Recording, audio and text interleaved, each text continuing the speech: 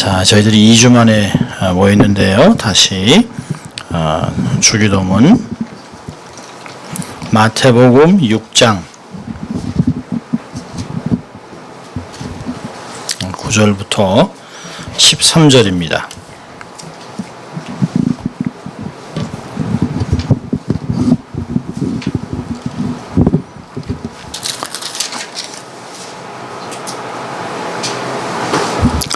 마태복음 6장 9절부터 13절 우리 함께 같이 합독합니다. 그러므로 너희는 이렇게 기도하라. 하늘에 계신 우리 아버지여, 이름이 거룩히 여김을 받으시오며 나라의 마옵시며 뜻이 하늘에서 이룬 것 같이 땅에서 이루어지이다. 오늘날 우리에게 일용할 양식을 주옵시고 우리가 우리에게 죄 지은 자를 사하여 준 것 같이 우리 죄를 사하여 주옵시고 우리를 시험에 들게 하지 마옵시고 다만 악에서 구하옵소서. 되게 나라와 권세와 영광이 아버지께 영원히 있사옵나이다. 아멘. 오늘 이제 주기도문 강의 9번째인데요. 우리가 좀 주기도문을 이렇게 보면서 좀 복습을 좀 해볼까요? 주기도문 우리가 처음에 들어갈 때 주기도문의 구조는 하나님의 백성들이 삶을 살아가라고 하는 그 중요한 삶의 기준인 산상수훈, 산상수훈인 마태복음 5장, 6장, 7장의 가장 가운데 있다고 얘기했습니다. 그러니까 산상수훈에서 가장 가운데 있다라고 하는 것은 예수님의 핵심 가치를 정말 예수님이 정말 가르쳐주고 싶었던 삶의 정말 바이탈한 것, 성도라면 하나님의 나라의 백성이라면 어떻게 하며 살아야 될까라고 하는 것을 주기도문으로 가르쳐준 것이에요. 그 안에 하나님의 원리가 다 있습니다. 특별히 우리가 주기도문에서 보면 6가지 청원이 있다고 그랬어요. 하나님을 향한 청원 3가지, 또 우리를 위한 청원 3가지가 있는데요. 보면 하나님을 향한 청원이 첫 번째로는 하늘에 계신 아버지의 이름이 거룩히 여김을 받으시고, 또 두 번째는 하나님 아버지의 나라가 임하시고, 또 세 번째로는 하나님의 그 뜻이 하늘에서 이룬 것 같이 땅에서도 이루어지리다 라고 9절 10절에 얘기했습니다.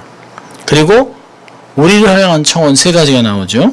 첫째가 우리가 봤던 것이 일용할 양식을 주시옵소서. 또 12절에 우리 죄를 사하여 주옵시옵소서.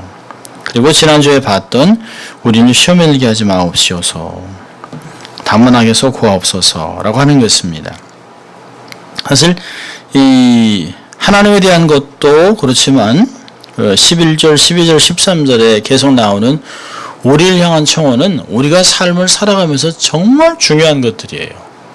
매일매일 우리의 힘이 아닌 하나님의 도우심과 하나님의 주시는 만나를 먹고 살아가는, 매일매일 다른 걱정하지 않고 내일 걱정하지 아니하고 매일 일용할 양식을 주를 통해 받는 것, 얼마나 중요한지 몰라요. 우리의 음식도 그렇지만 영적인 양식, 또요 12절에 용서하며 살아가는 것, 서로 관계가 풀어지고 주님 우리가 12절을 우리가 풀면 우리가 죄 지은 자를 사하여 준 것 같이, 조건부가 아니라 그랬어요. 주님 우리의 죄를 사해 주시면 그와 같이 우리도 바로 우리에게 죄 지은 자를 용서해 주겠습니다라고 하는 그런 청원입니다. 간구입니다. 그러니까 어떤 면에서는 서약하는 거예요. 하나님, 주님 제가 내게 그 죄 지은 자를 바로 용서해 주겠습니다. 그와 같이 제 죄도 용서해 주세요 라고 하는 주를 향한 서원입니다. 그리고 13절에 이제 우리를 시험에 들게 마옵시고 악에서 구하옵소서. 이건 2가지에서 전반부에 있던 시험에 들게 하지 마옵시고 라고 하는 것을 우리가 지난주에 봤습니다. 오늘은 이제 후반부에 있는 다만 악에서 구하옵소서 라고 하는 것을 봅니다. 여러분 그 13절에 시험이라는 것은 테스트가 아니라 그랬어요. 템테이션입니다. 유혹. 하나님 우리를 유혹으로부터 우리를 끌려 들어가지 않도록, 유혹에 끌려 들어가지 않도록 우리를 붙잡아 주세요라고 하는 그런 기도입니다. 그러니까 그걸 나가서 이제 오늘은 외부에서 공격하는 모든 악한 것들로부터 나를 구해 주십시오라고 하는 것입니다. 여기 다만 라고 하는 단어는 그 연속사예요. 결코 반드시 악에서 구해 주십시오. 그러니까 내 안에서 일어나고 있는 유혹, 내 마음이 실족해서 끌려 들어가는 그 유혹, 내가 보고 느끼고 또 어떤 것 때문에 털컥 걸리는 그런 데서만 나를 붙잡아주는 것이 아니라 외부에서 나를 셀 수 없이 많은 공격으로 들어오는 공격으로부터 나를 붙잡아 주십시오 라고 하는 것을 이야기하고 있습니다. 그러니까 여기 보니까 악을 제거해달라는 얘기를 하지 않습니다. 그러니까 세상에 악은 있어요. 끊임없이 존재할 것이에요. 그런데 그런 악으로부터 자유롭게 살아갈 수 있는 인생으로 만들어달라고 하는 것입니다. 악이 있지만 악에 실족하거나 악에 무너지거나 악에 붙잡히지 아니하고 악에서부터 자유롭게 우리가 걸어갈 수 있는 삶을 살아갈 수 있는 삶을 달라고 하는 것입니다. 자, 오늘 저희 생각을 하면서요, 이런 기도를 누가 하냐는 거예요. 이건 뭐 당연히 불신자가 하는 건 아니죠. 이런 기도를 하는 사람이 누구냐면 하나님의 은총 가운데 살아가는 하나님의 언약 백성들입니다. 하나님을 전적으로 신뢰하는 사람들이 이렇게 기도하는 것이에요. 여러분, 우리는 주님의 십자가의 대속으로 우리의 모든 죄가 사해졌습니다. 우리의 인생은 하나님의 절대적인 은혜 속에서 살아가는 것이에요. 성경은 이것을 여러 번 얘기하고 있습니다. 다양하게 설명을 하는데요. 특별히 디도서 3장 5절을 보면 우리를 구원하시되 우리의 행한 바 의로운 행위로 말미암지 아니하고 오직 그의 긍휼하심을 쫓아 중생의 스승과 성령의 새롭게 하심으로 하셨다. 우리 힘으로 얻은 것이 아니에요. 내가 뭘 했기 때문에, 배경이 좋기 때문에, 노력을 했기 때문에, 내가 헌신을 했기 때문에, 아니요. 그런 건 다 구원을 받은 후에 은혜의 삶의 결과로 나타나는 것이죠. 우리가 잘 알고 있는 에베소 2장 8절 9절도 이렇게 얘기하면 너희가 그 은혜를 인하여 믿음으로 말미암아 구원을 얻었나니 이것이 너희에게 난 것이 아니요 하나님의 선물이라. 행위에서 난 것이 아니니 이는 누구든지 자랑치 못하게 함이니라. 자랑할 수 없어요. 제가요 5대째 모태신앙이에요. 귀한 거예요. 그러나 그것이 그 사람을 구원하지는 않습니다. 하나님이 절대적으로 그를 구원하신 것이에요. 아무도 자랑 못해요. 내가 뭘 했기 때문에 그럴 수 없어요. 하나님의 은혜 가운데 긍휼로 우리가 믿음으로 구원받는 것입니다. 은혜로 구원을 받았어요. 그렇다면 우리는 은혜로 구원을 받았으면 그냥 그 다음부터는 기쁘게 즐겁게 행복하게 하나님의 영광을 위해서만 열심히 살아가면 됩니다. 근데 그게 저절로 돼요? 안 된다는 거예요. 거기에 문제가 있다는 거예요. 만약에 우리가 예수 믿는 것으로 해서 만사 형통이 되고 모든 문제가 다 해결이 됐다면 주기도문이 얘기하는 건 사실 우리에게 아무 영향을 못 주는 것이에요. 예수 믿으면 다 되는데요. 문제 다 해결되고 만사 형통하고 갑자기 문제가 막 정신을 차리고 막 공부를 열심히 하고 자기 앞가림을 잘하고 그리고 막 망해도 가던 비즈니스가 예수 믿자마자 막 번창하고 그럴 수 있지만 그러지 않을 확률이 훨씬 많습니다. 하나님이 다 하셨으니까 끝까지 지켜주지 않겠나? 하나님이 다 하시니까 믿기만 하면 되지 않겠나? 아니라는 것이 God is in absolute control. 하나님이 절대적으로 컨트롤 하시지만 우리는 로봇가 아니라는 것이에요. 하나님이 하늘 저 위에 보좌 위에 앉으셔가지고 리모트콘으로 우리를 다 원격 조정해서 그냥 하나님 오른쪽으로 오른쪽 가고 그런 인생이 아니라는 것이에요. 하나님은 우리에게 스스로 생각하고 결정하고 계획하고 행동하고 말하고 관계할 수 있는 그런 자유를 주셨습니다. 하나님의 성품을 갖고 있어요. 사랑도 하고 공율도 베풀고 그리고 선악을 분별할 수 있습니다. 그렇지만 이런 놀라운 하나님의 뜻을 이루고 삶을 살아가야 되지만 우리가 이 땅에 살아있다는 것이에요. 아직도 우리가 땅에 발을 디디고 삶을 살아가면서 이 악한 세대를 살아가고 있습니다. 하나님의 영광의 삶을 살아가는 것이 결코 저절로 이루어지는 것이 아닙니다. 빌립보서 1장 29절을 보면 이렇게 바울이 얘기합니다. 그리스도를 위하여 너에게 은혜를 주신 것은 다만 그를 믿을 뿐 아니라 또한 그를 위하여 고난도 받게 하려 하심이라. 은혜와 함께 오는 것이 고난입니다. 은혜만 있으면 모든 게 다 되죠. 그렇죠?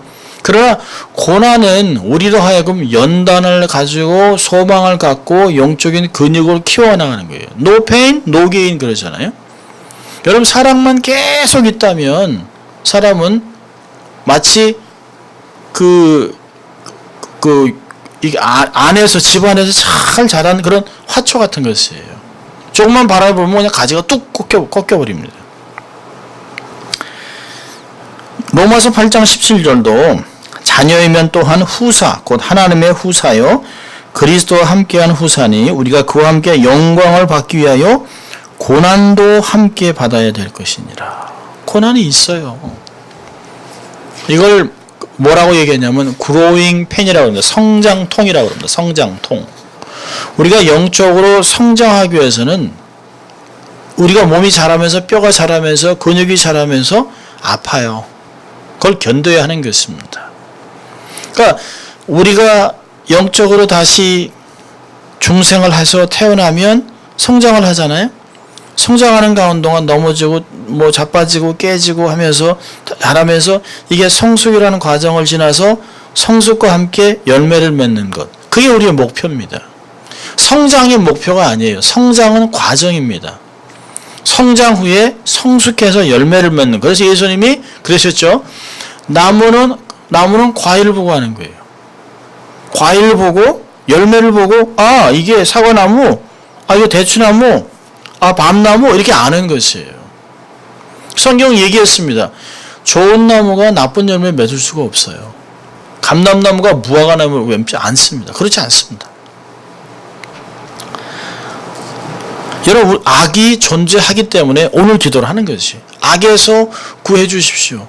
악이 없다면 우리가 딱 태어나서 예수님 영접하고 중생을 경험하는 은혜 가운데 삶을 살아가면서 삶에 우리가 지나가면서 이렇게 악이 막 멀리 떨어져서 이렇게 우리가 관계가 없다면 이런 기도를 왜 하겠어요?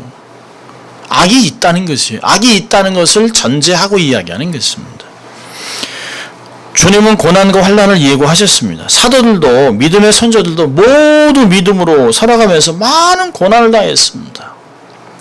그게 그 사단이 군대를 동원해서 정부를 동원해서 이단을 동원해서 별의별 해가서 얼마나 많은 사람들이 고난과 함께 순교를 당했는지 몰라요. 피를 흘렸습니다. 그러니까 그 이유는 아담과 이브의 죄로 범해서 사람들이 원죄로 죽음을 두려워하며 살게 됐어요. 그리고 만물의 조화가 다 깨졌습니다. 그리고 이 세상을 어둠의 주관자가 통치하고 있습니다. 그래서 이 세상에는 하나님의 사랑이 세상에 속해 있지 않습니다. 사단은 다양한 방법을 동원해서 호시탐탐 노리면서 택한 백성을 실족하게 하고 또 무한한 가능성과 연결하지 못하도록 자기를 자책하고 우울증으로 들어가고 또 자기가 이게 자기가 무가치하다고 생각해서 하나님이 주신 무한한 가능성과 재능들을 다 포기하고 그냥 패배자로 삶을 살아가게 합니다. 그러니까 굉장히 많은 성도들이 빅팀 멘탈리티를 갖고 있어요. 나는 아무것도 못해. 나는 정말 연약해. 나는 정말 이게 부족해. 내가 갖고 있는 것이 어마어마하게 많은데도 부족한 쪽에 포커스를 두고 있으니까 늘 부족한 거예요. 늘 불평하는 것이에요. 늘 안타까운 것이에요. 여러분 베드로 사도가 그래서 얘기했습니다. 베드로전서 5장 8절에 근신하라 깨어라 너의 대적마귀가 우는 사자같이 두루다니며 삼킬 자를 찾나니. 계속 가만두지 않습니다. 믿는 자도 실족하게 만들려고 계속 소리치는 것이에요. 그냥 깜짝깜짝 놀라는 거죠. 에베소 5장 16절은 세월을 아끼라 때가 악하니라. 때가 악하다는 거예요. 우리가 살아가고 있는 이 세상 자체가 악하다는 것이에요. 지금 이 세대가 악하다는 것이에요. 세상은 결코 선해지지 않습니다. 엄청나게 기술이 발달되고 과학의 문명으로 우리의 삶이 굉장히 편해질 거예요. 무지무지 편하죠. 이제는 사람들이 계급화될 겁니다. 얼마나 많은 컴퓨터를 기술을 알고 있는 사람하고 모르는 사람하고.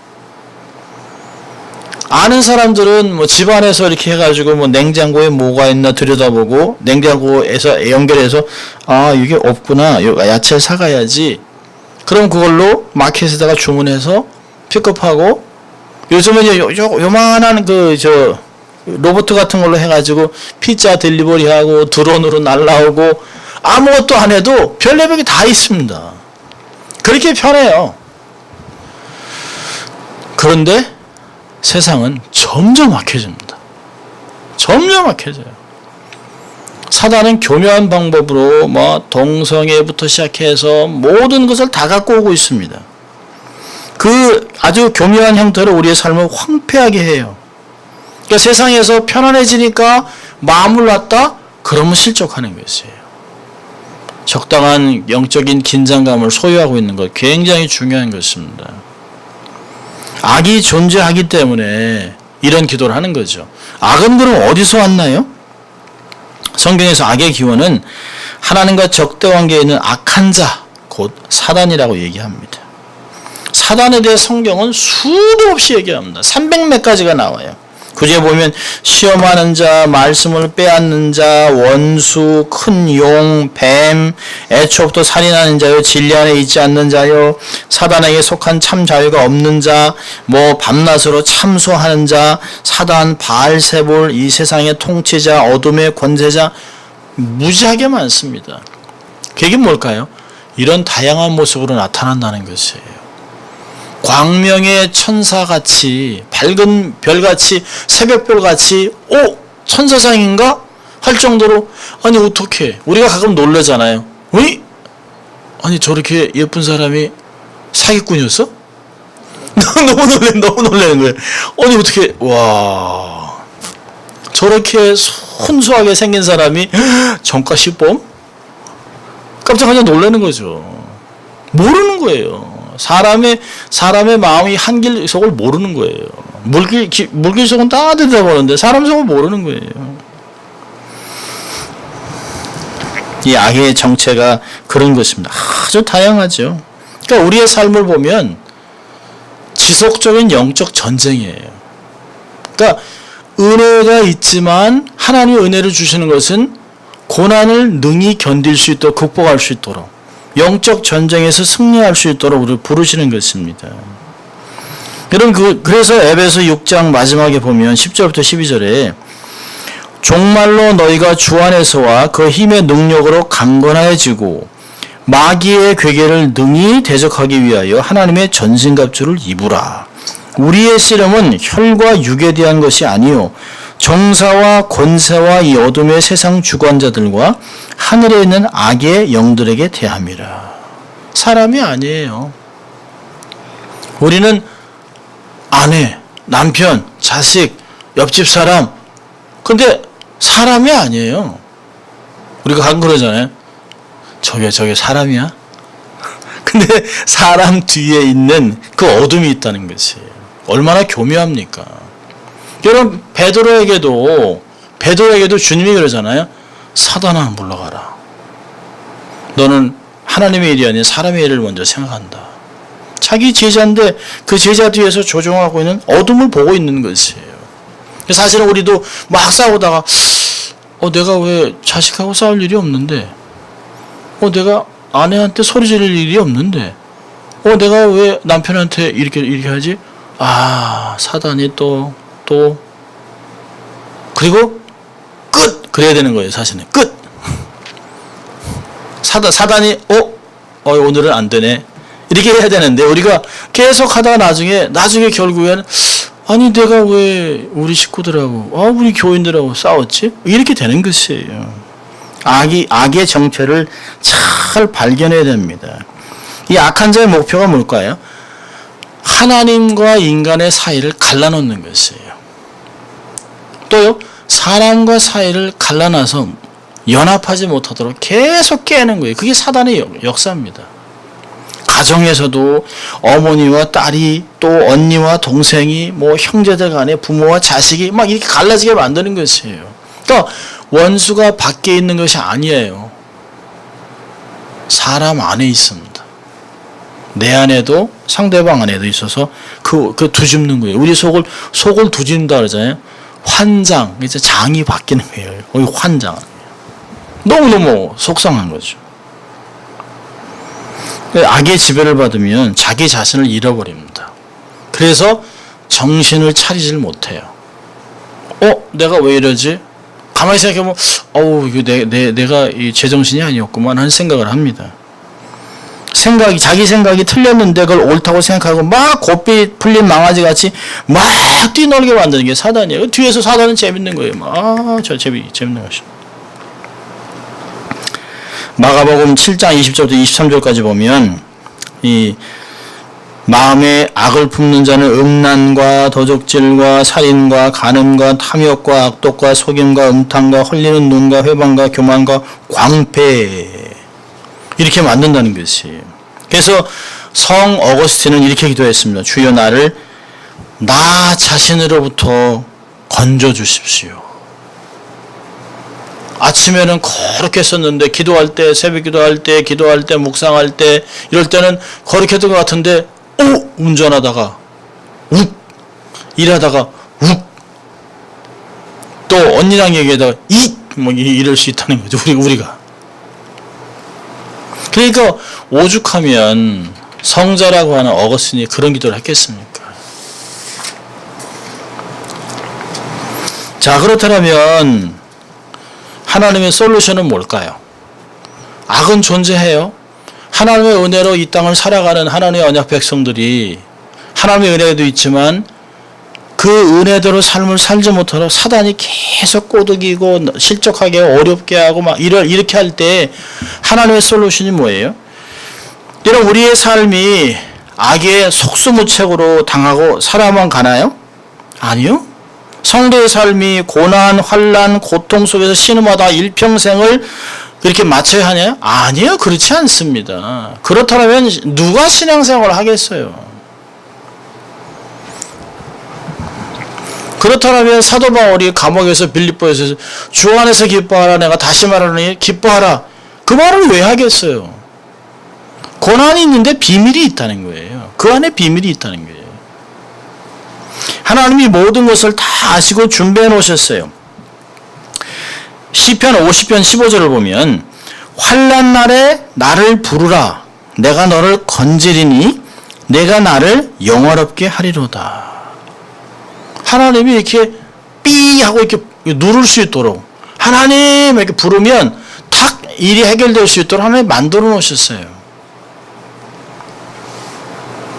시편 91편 14절부터 15절까지 보면 하나님이 가라사대 저가 나를 사랑한즉 내가 저를 건지리라 저가 내 이름을 안즉 내가 저를 높이리라 저가 내게 간구하리니 내가 응답하리라 저의 환난 때에 내가 저와 함께하며 저를 건지고 영화롭게 하리라.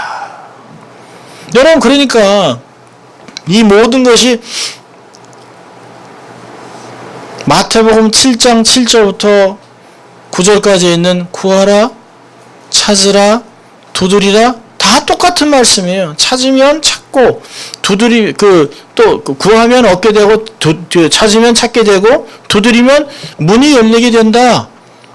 그러니까 주님이 기도하라고 그랬어요. 계속 기도해라, 찾아라, 부르짖으라. 그게 주님의 방법이에요. 오늘도 얘기했잖아요. 시험에 들게 하지 마옵시고 다만 악에서 구하옵소서라고 기도하라는 거예요. 그렇게 기도하라는 거죠. 자, 하나님이 주신 솔루션은 첫 번째요. 하나님의 도움을 구하는 거예요. 부르짖는다는 거는 아버지, 아빠 도와주세요 뭐 이런 거 아니겠습니까? 겸손하게 주님의 도움을 간구하는 것이에요. 여러분, 어떤 사람들을 보면 내가 악을 이기겠다. 올해는 내가 악을 정복하겠다. 말도 안 되는 소리입니다. 여러분, 악은 이렇게 막 대적하는 게 아니에요. 악은 피하는 거예요. 그러니까 오늘 얘기하잖아요. 악에서 구하옵소서라고 기도하라고 그랬지 악을 대적하라고 얘기하지 않았잖아요. 우리가 연약하기 때문에 하나님의 도우심을 구하는 게 그게 바른 순서입니다. 내가 강하다고 생각하는 사람은 절대로 기도하지 않습니다. 내가 모든 것을 갖고 있고 내가 너무 똑똑하고 모든 게 다 잘 되는 사람이 기도하겠어요? 아니요, 그렇지 않습니다. 그런 사람은 오히려 혼란이 많습니다.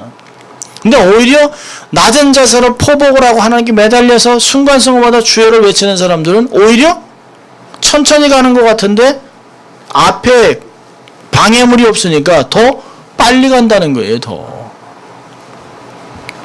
여러분, 내가 악을 이기겠다고 교만한 마음을 딱 먹는 순간 영적인 무장이 해제됩니다. 그러면 그 잠깐 새의 틈을 통해 사단이 확 들어오는 것이에요.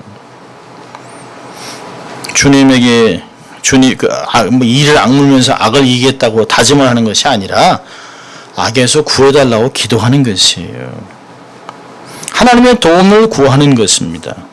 자, 뭘 구할까요? 첫째는 하나님 마귀로부터 구해주세요 라고 기도합니다. 마귀에서 건져주십시오. 여러분, 지금은 미혹의 영이 너무너무 강하게 역사하는 시대를 살아가요. 디모데 전서가 쓰였던 4장 1절에 보면 미혹하게 하는 영과 귀신의 가르침을 쫓는다. 아니 2000년 전에 그래. 지금은 오죽하겠습니까? 수많은 이단들 성경을 뒤틀어서 자신의 마음대로 가르치는 사람들을 가짜 복음, 비슷한 복음 판을 칩니다. 다짜고 여러분 이단들이요 다짜고짜 거짓말만 가르치지 않아요. 그러면 안 믿어요. 아예 가짜구만. 근데 진리랑 가짜를 섞어서 가르쳐요. 그리고 그거를 마음에 쏙 들어갈 수 있도록 포장을 해놓으니까 사람이 혹 빠지는 거예요. 미련한 사람만 이단에 가는 게 아니고 오히려 이단은 똑똑하고 잘난 사람들을 뽑습니다. 이만이라고 하는 그 한국의 이단은 가난한 사람, 돈 없는 사람, 병자들은 전도도 하지 말라는 거 아니에요. 돈 많은 사람, 이런 사람들을 데려오라는 거예요. 이런 사람들만. 주님은 이 땅에 무질서 상태를 보면서 가라지가 있다 하시는 가라지가 있다. 그러니까 제자들이 이거 주님 어떻게 된 일입니까? 했더니 원수가 하였구나. 원수가 우리들 사이에 정말 좋은 알곡 같은 백성들 사이에 가라지를 심어놨어요. 근데 그 가라지가 어떤 가라지냐면 다 노란 꽃인데 빨간 가라지면 저 가라지 이렇게 할 거 아니에요? 근데 진짜 알곡같이 생긴 가라지를 심어놨단 말이에요. 그러니까 모르는 거예요. 주님 얘기하잖아요. 지금 가라지를 뽑지 말아라. 그럼 알곡이 상한다. 마지막 때까지 마지막에 뒀다가 그걸 뽑아서 불에 던진다는 거죠. 그래서 우리가 악에서 구해달라고 기도하는 거예요. 사단으로부터 구해달라. 두 번째는요. 뭘 구할까요? 하나님의 도움을. 내면의 죄로부터 구해달라는 게 내면의 죄로부터.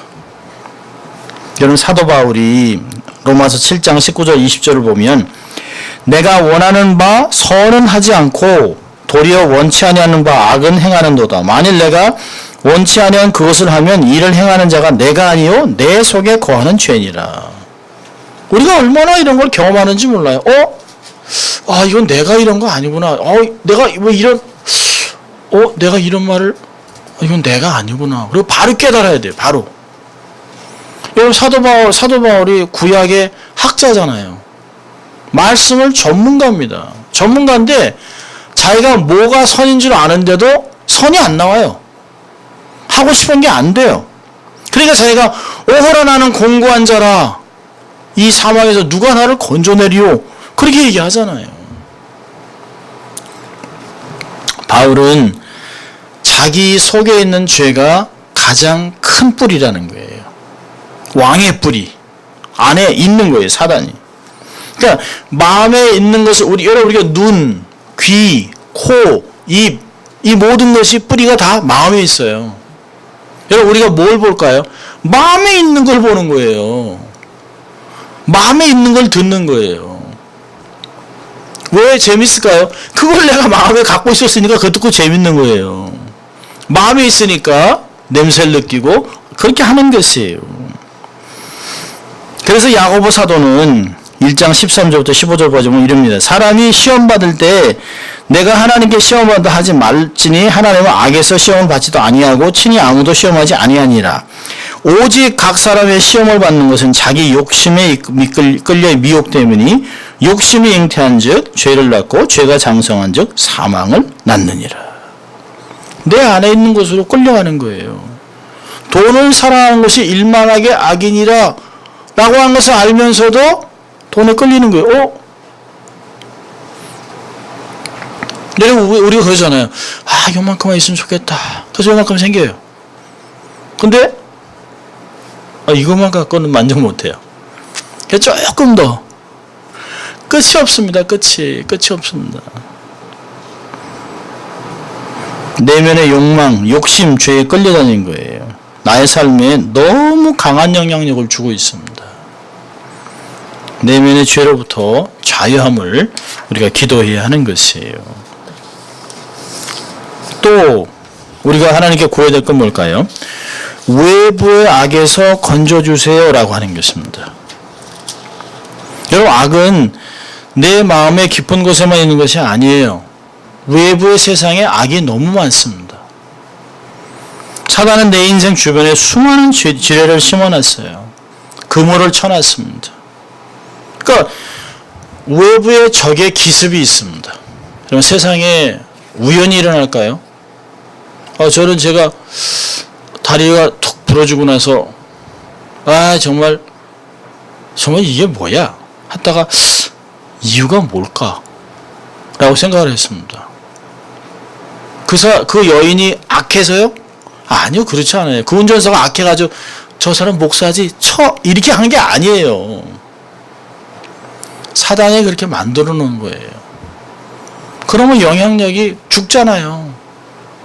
제가 다니는 장소도 좁아지고 줄어들고 할 수 있는 영향이 없어집니다.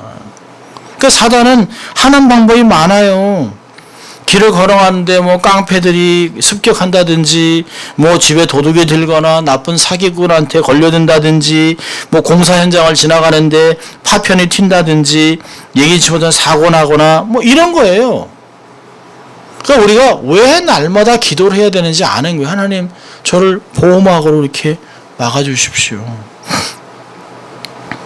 위험과 사고와 질병이 나를 노리고 있기 때문에 위험에서 건져달라는 것이에요. 여러분 당하지 않아도 되는 어려움을 당할 필요가 없는 거예요. 물론 성숙해져서 이게 나에게 유익이 됐다 하지만 안 하고도 유익이 되면 더 좋은 거죠. 고난을 당하지 않고 성숙해지면 더 좋은 거죠. 이런 것들을 하나님께 구하는 것이에요. 자, 그러면 하나님 우리를 어떻게 악에서 건지십니까? 하나님 우리에게 약속하셨어요. 기도하며 우리의 삶을 건져주시고 치료하고 회복하고 인도하시겠다고 반복해서 약속해 주셨어요. 하나님의 수많은 방법을 갖고 우리를 능히 건지세요. 첫째로는 하나님의 거룩한 섭리로 우리를 구원하세요. 하나님의 섭리가 딱 있습니다. 우리의 삶 안에. 그 섭리를 고린도전서 10장 13절은 이렇게 얘기합니다. 사람이 감당할 시험 밖에는 너희에게 당한 것이 없나니 오직 하나님은 미쁘사 너희가 감당치 못할 시험을 허락지 아니하시고 시험 당할 쯤에 또한 피할 길을 내사 너희로 능히 감당하게 하시느니라. 우리의 믿음의 분량만큼 주세요.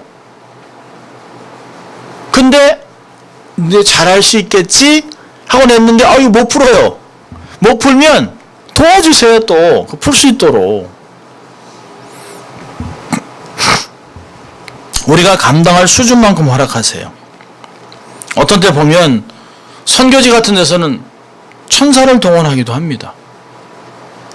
어떤 사람이 선교사가 길을 잃어버렸어요. 캄캄한 밤에. 더군다나 그 지역에 파푸아뉴기니아에서 완전히 막 식인 종들이 계속 살고 있는데 사람 만나면 그냥 잡히면 죽습니다.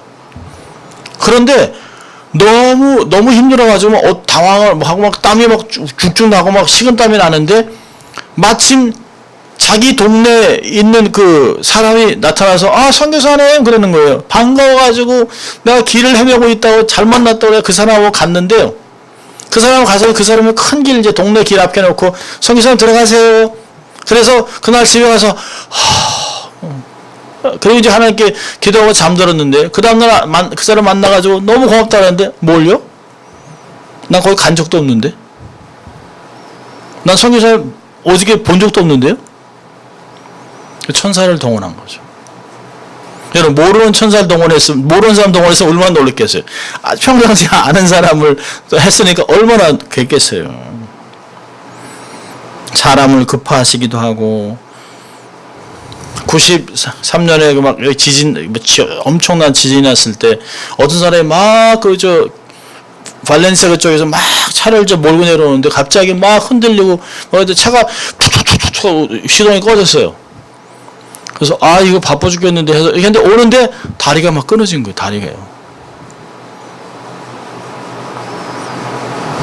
대단하죠. 저도 그 86년, 87년에 그 홍콩의 성경을 이제 이렇게 중국으로 밀수할 때 어떨 때 보면 뻔히 성경이 있는데도 그냥 이게 무슨 책이냐고 그래요. 이게 무슨 책이냐고. 그러니까 우리는 이거 소설책이라고. 근데 어떤 사람은 걸리고 어떤 데는 잡히기도 하고 어떤 데는 들어가기도 하고. 하나님이 하시는 거죠. 방법이 많으세요. 셀 수 없는 간증들이 우리의 삶에 있어요. 내가 못하는 건 하나님이 다 해주세요. 내가 바로 서 있기만 하면. 하나님의 거룩한 섭리가 그것이에요. 우리에게 주는 것은 정해져 있습니다. 딱. 그러니까 믿음이 커지면요, 시험이 커지죠. 우리가 믿음이 커지면 감당할 수 있으니까 그런 시험이 오는 것이. 왜 나한테 이런, 그럴 필요 없습니다. 내가 감당할 수 있으니까 주는 것이. 감당 못하면요, 피할 길을 내세요. 두 번째로는 거룩한 섭리와 함께 하나님이 영적인 힘을 부여해 주세요. 어려운 환경이 되면 우리가 좌절하잖아요. 낙심하잖아요. 근데 하나님이 할 수 있다. 계속 힘을 주세요. 막 갑자기 막 믿음이 생기고 막 긍정적이 되고, 요거 넘어갈 수 있겠다. 그래서 하나님이 우리 믿음을 크게 해가지고 그 문제를 넘어가게 해요. 어떤 때는 기가 막힌 인사이트를 딱 떠올랐는데, 그러면 길이 있다. 그래서 하나님이 돌아가게 해요. 이 사람을 만나게 해요. 하나님이 그런 걸 주세요. 우리 안에 믿음도 주시고 지혜도 주시고 분별력도 주시고, 이런 걸 통해서 하나님이 모든 걸 지나가게 해요. 아주 적극적으로 능동적으로 변합니다. 그래서 성경이 믿음의 은사라고 얘기하잖아요. 영적인 인사 중에 믿음이 있습니다. 믿어지는 거에 상황은 다 망할 것 같은데 그 사람은 믿는 거에 된다는 거예요. 그런 사람들은 보다 보면 두려운 걸 지나가다 보면 이거 아무것도 아니네 알게 됩니다. 그리고 뒤에 하나님이 숨겨놓은 좋은 선물이 있겠다. 그러면서 그게 반복하면요, 이기거나 또 이것을 극복해서 선물을 받으면 영적으로 이게 사람이 성숙해지고 강한 군사가 됩니다. 많은 일을 할 수 있는 것이에요. 옛날에는 작은 걸 하지만 이제 점점 많은 걸 경험했어요. 영적인 근육이 막 붙었습니다. 그러니까 주를 위해 어디든지 갈 수 있어요. 뭐든지 할 수 있습니다.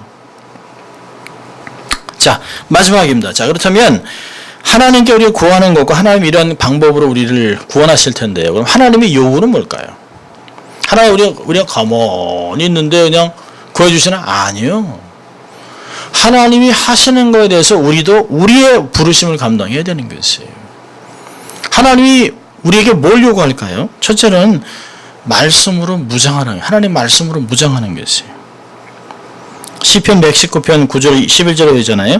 청년이 무엇으로 그 행실을 깨끗게 하리까? 주의 말씀을 따라 삼갈 것이라. 11절에 내가 주께 범죄치 아니하려 주의 말씀을 내 마음에 두었나이다. 105절에는 말씀이 내 발에 발등상이라고 얘기했어요. 하나님이 길을 열어주시는 것이에요.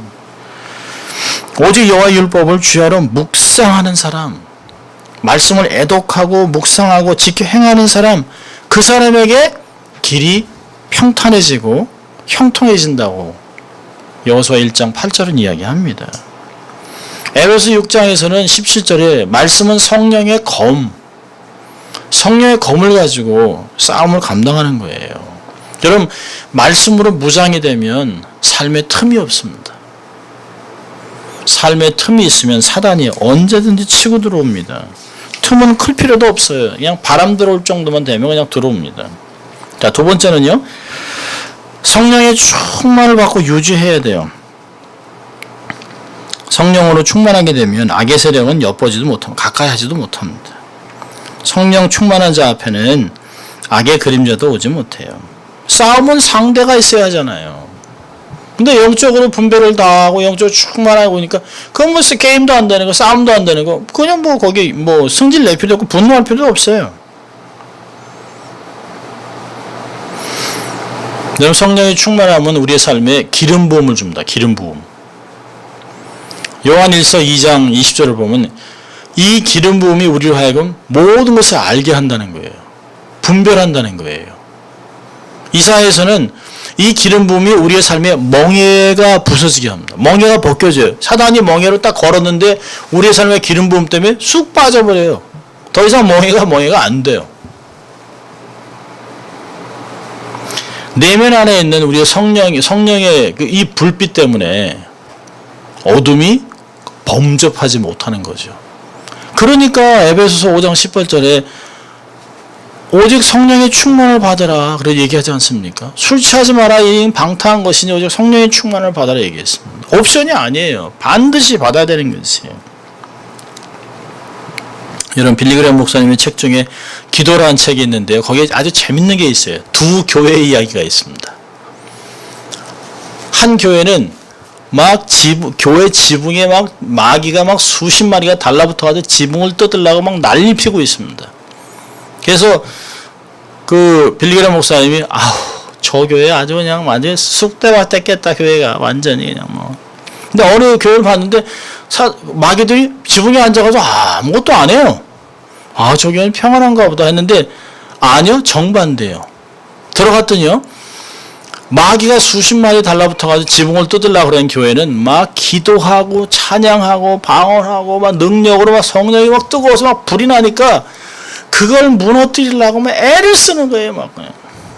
근데 마귀들이 아무것도 안 하는 그 교회 갔더니 마귀가 교회 안을 휘짓고 다니는 거예요, 막 휘짓고 다니면서 막 사람들끼리 싸우고 욕하고 뭐 그냥 뭐 이건 세상하고 똑같은 거예요. 그 얘기는 뭘까요? 성령이 충만하자면 사단도 내버려둬요. 이거 뭐 죽은 자랑 똑같은데 뭐 그냥 내버려두는 거죠. 그냥 뭐 맨날 싸우고 맨날 욕하고 뭐 맨날 뭐 실패하고 맨날 나 내버려둬도 그냥 패자예요. 근데 기도하면 기도할수록 그들이 긴장하죠. 그들이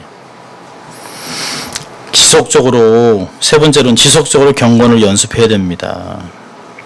디모데전서 4장 8절 9절은 육체 연습은 약간의 유익이 있으나 경건은 범사에 유익하니 금생과 내생에 약속이 있느니라. mit보다 이 말이여 모든 사람이 받을 만하도다. 우리가 연습을 해야 됩니다. 그래서 자꾸 힘을 키워야 돼요. 쓸데없는데 시간을 낭비하지 말고. 삶을 위해 기도하는 거 필요하지요. 연습하는 거 필요하죠. 자, 마지막으로는 선한 일을 열심히 해야 됩니다. 열심히 살아가는 사람이 옆으로 좌로나 우로나 치우칠 시간이 없어요. 거룩한 소원을 가지고 적극적으로 선한 일을 감당해야 됩니다. 바울은 이러한 삶이 우리의 구속의 목적이라고 얘기합니다.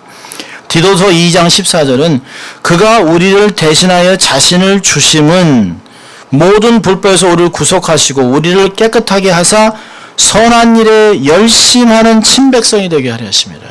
선한 일에 열심을 내는 거예요. 사람 돕고 섬기고 예배드리고 선교하고 봉사하고 열심히 사는 것이에요. 열심히. 교회에서나 밖에서나 그리스도의 계명을 지켜 의를 행하고 선을 행하는 삶을 살아가는 것이 바로 세상의 빛과 소금의 삶이잖아요.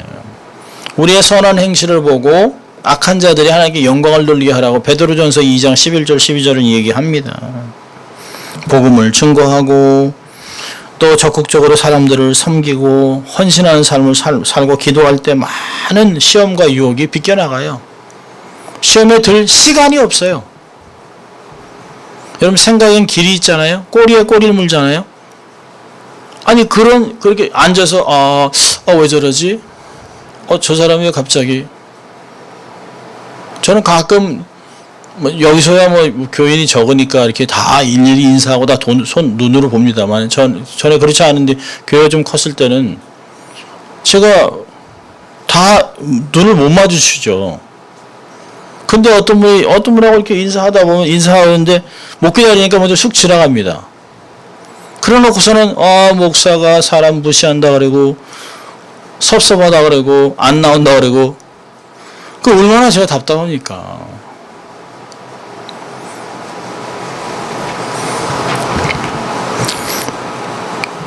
여러분, 선한 열심을 사는 것이 적극적인 것이에요. 마치 공격이 최상의 방어인 것 같이 열심히 선한 일을 하면 게으르게 나태하게 부정적인 생각할 시간이 없어요. 여러분, 시험을 이기고 유혹을 이기려면 하나님께로부터 옵니다. 하나님만이 우리를 날 도와줄 수 있어요. 내가 정말 겸손하게 주님께 부탁하고 또 성령으로 충만하고 속사람이 강건해지면 그렇게 어려움으로 느끼지 않을 수 있습니다. 우리 그리스도께서 내 안에서 잘 이길 수 있도록 힘 주시고 또 믿음이 키워지면 능히 감당할 수 있는 사람이 될 수 있습니다. 우리의 경건을 위해서 모든 일에 기도와 간구하고 경건의 능력을 소유해서 정말 악을 극복해 나가는 주님의 도우심으로 모든 것을 극복해 나가는 우리가 될 수 있기를 주의 이름으로 축원합니다. 기도하겠습니다. 하나님 아버지 감사합니다. 오늘도 하나님 저희들을 예배자로 초청해 주시고 또 우리가 하나님 주의 말씀대로 우리가 우리가 정말 시험에서 우리를 건져주시고 악에서 우리를 건져주시는 그런 기도를 통하여 주님이 도우심으로 주님의 능력으로 주님의 은혜로 매일의 삶을 승리하는 저희들 될 수 있도록 도와주시고 그래서 이 주기도문이 우리의 삶의 핵심이 될 수 있도록 하나님 축복하여 주시옵소서. 감사하고 예수님 이름으로 기도합니다. 아멘.